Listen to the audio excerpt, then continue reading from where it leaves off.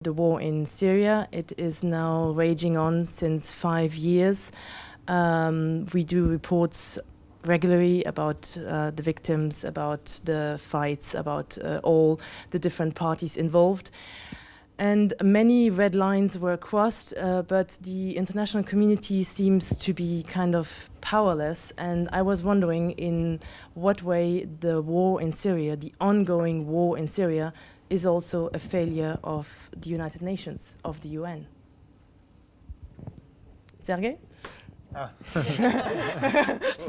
You escaped? Yeah. Well, I don't know for the... it's difficult to say for the United Nations, but I think the UN, and not to criticize, but had shown, along with the good successes and obviously an exemplary leadership in several areas, that tackling acute crises, Srebrenica was it, or some others, it was really kind of difficult.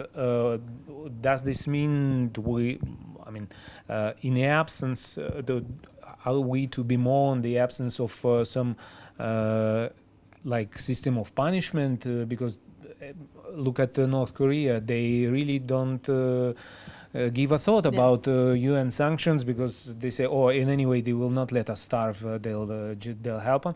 So yeah, maybe some regimes, they can not necessarily don't give it a second thought, but say, anyway, we believe this is the policy we need to do, like Russia is doing. We need to stick by our allies, and we're gonna do that, and well, try to sell it to you, but if you don't like it, too bad for you.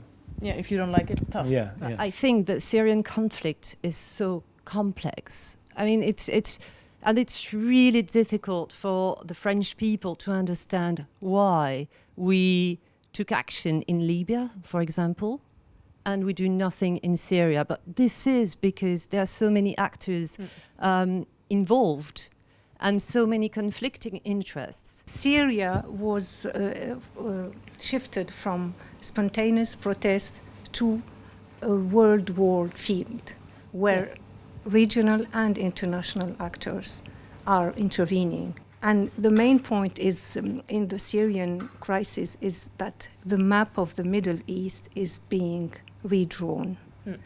This year, it's the centenary of the Sykes-Picot Accords that divided the Middle East between the French and Britain.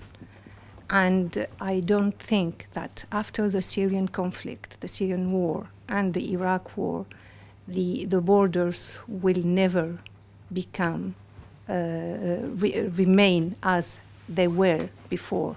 Also with Libya, that can be split. Libya. Also. The implosion of Libya. So it will all completely change in the coming years. And ISIS came to take profit of this chaos, given the lack of democracy, the lack of development and social justice. So ISIS is redrawing the Middle East map, and we will witness the rise of micro-states based on ethnic and sectarian basis. That's the I may be pessimistic, but I cannot see the prospects are very gloomy.